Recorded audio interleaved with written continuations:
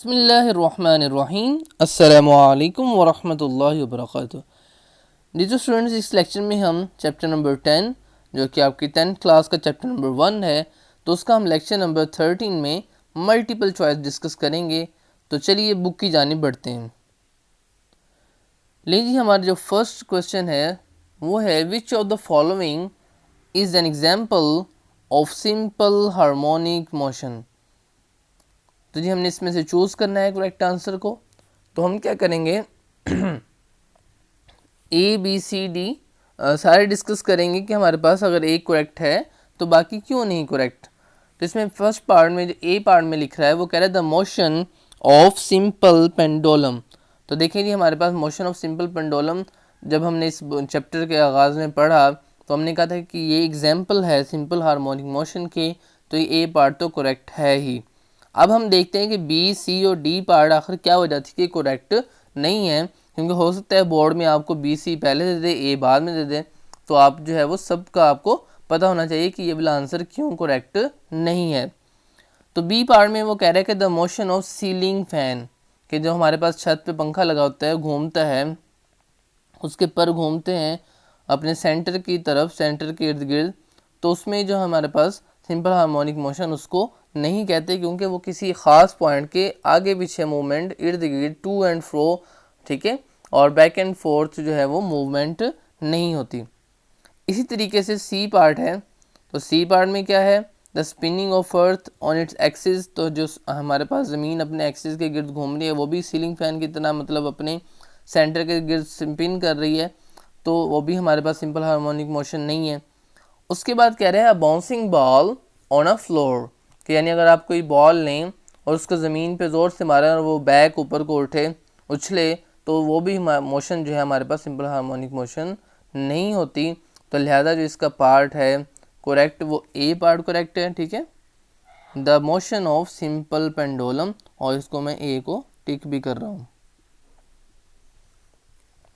उसके बाद है नहीं हमारा सेकंड में कह रहा है कि if the mass of the bob, कि जो हमारे पास मैस है एम है बॉब का, कौन सा बॉब जी, ऑफ अ पेंडुलम, जो कि पेंडुलम के साथ लटक रहा है, इज इंक्रीज्ड, तो हमारे पास क्या करें, उसको इंक्रीज करें बाय अ फैक्टर 3, यानी अगर आप उसको क्या कर देंगे जी 3 फैक्टर यानी 3 गुना कर दें मैस को, किस मैस को, जो कि पेंडुलम के साथ लटक रहा है, the period of the pendulums motion will be. तो हमारे पास जो पीरियड है, टाइम पीरियड से मुराद है, तो वो क्या हो जाएगा। तो देखें जी, टाइम पीरियड देखने के लिए हमें क्या करना होगा, इसका पेंडुलम का टाइम पीरियड का फॉर्मूला पता होना चाहिए। तो चलिए जी, फार्मूला हमारे पास जो होता है टाइम पीरियड का वो मैं लिख रहा हूँ यहाँ पे, वो ये होता है कि t is equal to 2 pi L over g, और इस पूरे का क्या आ जाता है जी स्क्वायर रूट। तो ये हमारे पास टाइम पीरियड का फार्मूला है किसके, पेंडुलम के। तो देखें आपको इस फार्मूले के अंदर कहीं भी m नज़र नहीं आ रहा। इट मीन्स कि जो टाइम पीरियड है हमारे पास पेंडुलम का वो मास के ऊपर डिपेंड नहीं करता। किस किस के ऊपर डिपेंड करता है, लेंथ के ऊपर डिपेंड करता है, जी के ऊपर डिपेंड करता है, ठीक है। और 2 पाई जो है वो हमारे पास कांस्टेंट है, 2 मीन्स 2 और पाई मीन्स 22/7 मीन्स 3.14, इस तरह समथिंग जो है वो चलता रहता है आगे। तो इसका जो आंसर होगा वो ये होगा कि जी इसमें तो मैथ्स है ही नहीं, तो मैथ्स पे डिपेंड ही नहीं करता, तो जो मैथ्स बढ़ाएंगे या कम करेंगे तो टाइम पीरियड के ऊपर कोई फ़र्क नहीं आएगा। तो लिहाजा हम यहाँ पे लिखेंगे कि इसका जो है रिमेन्स द सेम। तो देखिए हम बाकी ऑप्शन देख लेते हैं, बी इंक्रीज बाय फैक्टर 2, 2 गुना बढ़ जाएगा, फिर बी में कह रहा है रिमेन्स द सेम, और सी में कह रहा है जी 2 गुना जो है वो कम हो जाएगा, और डी में कह रहा है 4 गुना कम हो जाएगा। तो ऐसा कोई है ही नहीं सिस्टम कम या ज़्यादा होने का, बल्कि एम है ही नहीं, तो एम के ऊपर डिपेंड ही नहीं करता, तो लिहाजा हम कहेंगे रिमेन्स द सेम, ठीक है। तो इसका बी पार्ट जो है वो करेक्ट है, उसको मैं अंडरलाइन भी कर रहा हूँ बी पार्ट को, रिमेन्स द सेम। तो टाइम पीरियड जो है वो हमारे पास सेम रहेगा। उसके बाद है जी, which of the following device can be use to produce both transfer and longitudinal waves. तो हमने देखा था कि हमारे पास स्प्रिंग था, स्लिंग की स्प्रिंग लिया था जिसमें हमने ट्रांसवर्स और लॉन्गिट्यूडनल जो वेव्स थी वो प्रोड्यूस की थी।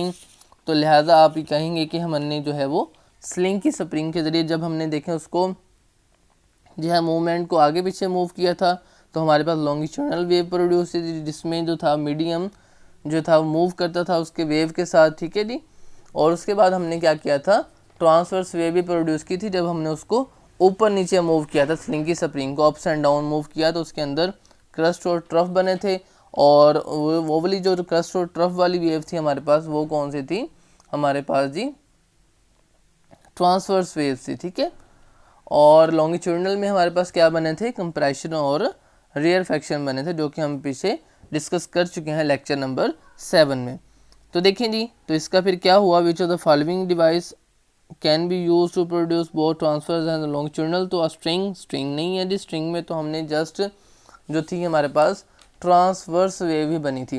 क्यों, क्योंकि उसके अंदर जो थे हमारे पास पार्टिकल जो थे वो जो मूवमेंट थी उसकी वेव की उसके परपेंडिकुलर थे, उनकी मोशन जो पार्टिकल्स की मोशन थी।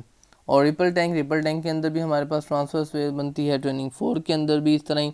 लेकिन हेलिकल स्प्रिंग जो है वो स्लिंग की स्प्रिंग जिसकी आपको पिक्चर भी मैंने शो करवाई थी लेक्चर नंबर 7 में, तो ये करेक्ट आंसर है आपके पास कि ये वाला जो स्लिंग की स्प्रिंग है इसके ज़रिए आप both transverse and longitudinal waves को शो करवा चुके हैं। तो लिहाजा इसका सी पार्ट जो है वो करेक्ट है। उसके बाद बढ़ते हैं जनाब पार्ट नंबर 4 की जानिब, विच वेव ट्रांसफ़र। तो वेव क्या ट्रांसफ़र करती है, हमारे पास एनर्जी ट्रांसफ़र करती है, हम अच्छी तरीके से डिस्कस कर चुके हैं।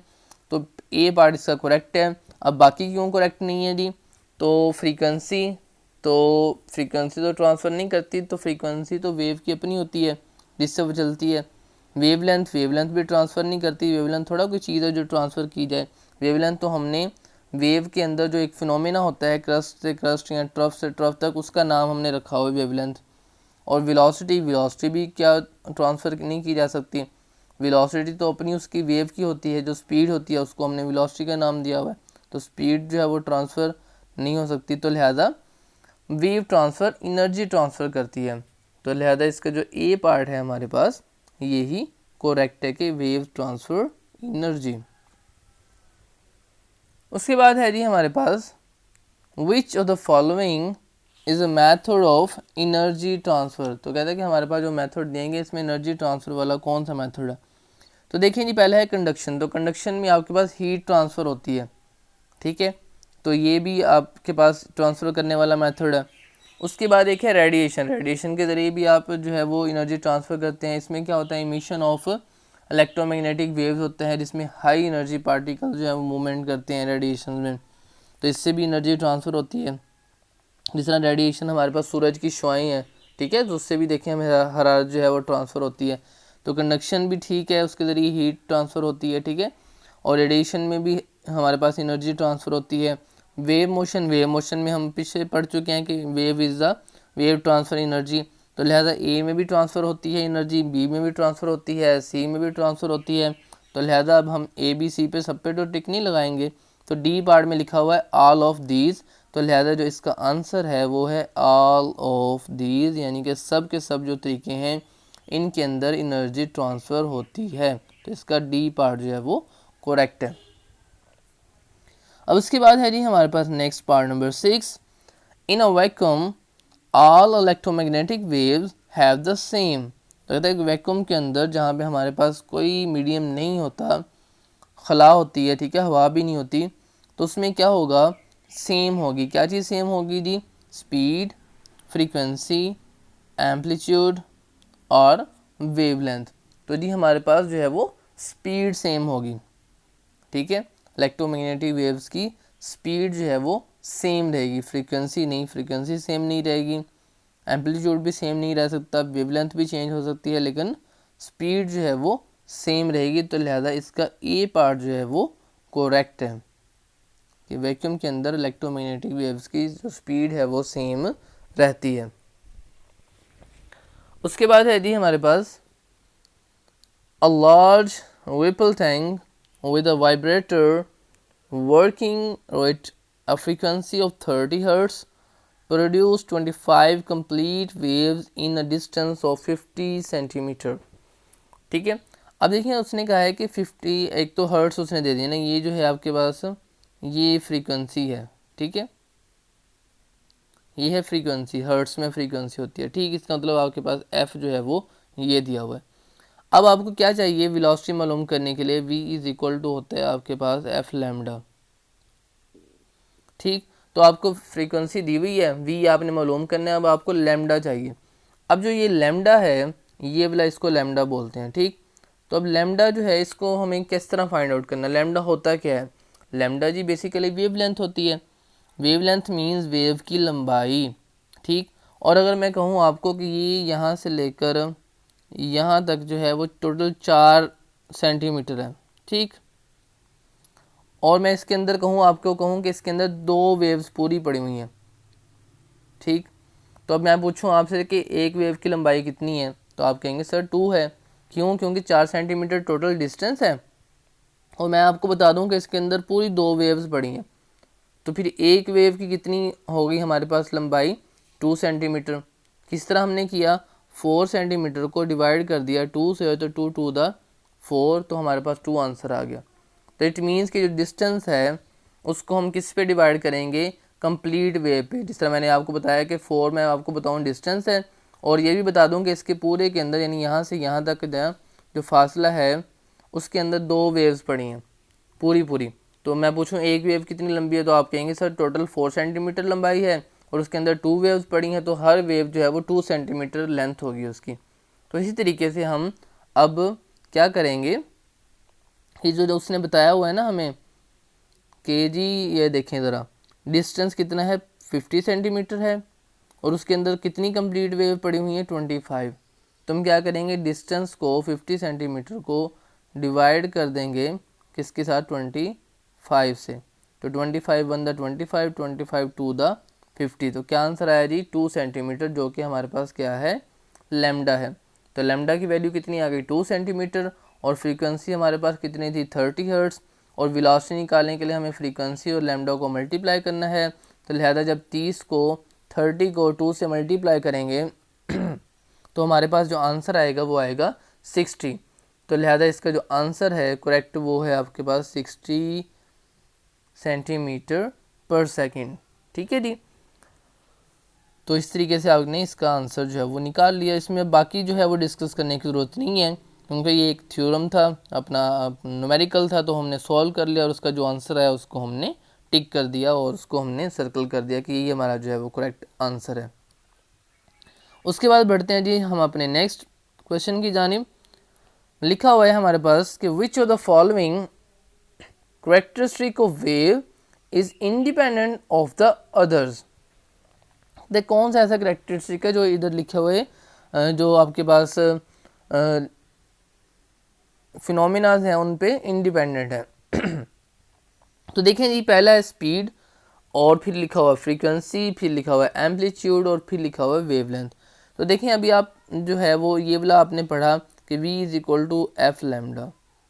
अब देखें इसमें आपस में ये सारे जो हैं वो डिपेंडेंट है। वेलोसिटी किसके ऊपर डिपेंड करती है, फ्रीक्वेंसी और वेवलेंथ पे। ठीक है, फ्रीक्वेंसी भी किस पे डिपेंड करती है, वेलोसिटी पे।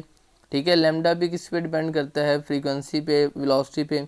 इसका मतलब स्पीड, फ्रीक्वेंसी और वेवलेंथ ये तीनों आपस में एक दूसरे पे डिपेंड करते हैं। लेकिन जो फोर्थ वन है आपके पास एम्पलीट्यूड, ये वाला डिपेंड नहीं करता। तो लिहाजा इन चारों में से तीनों आपस में एक दूसरे पर डिपेंड करते हैं, लेकिन एम्पलीट्यूड डिपेंड नहीं करता। तो लिहाजा इसका सी पार्ट जो है वो करेक्ट होगा।